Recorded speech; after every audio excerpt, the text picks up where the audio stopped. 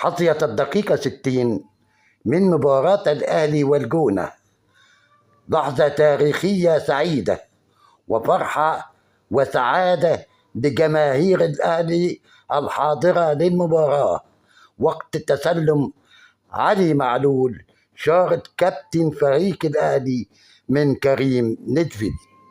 وقد علق علي معلول داخل منصة فيسبوك: يوم آخر جميل في رحلتي مع النادي الأهلي، تشرفت فيه بارتداء شارة قيادة أعظم نادي في الكون لأول مرة في مسيرتي مع الفريق.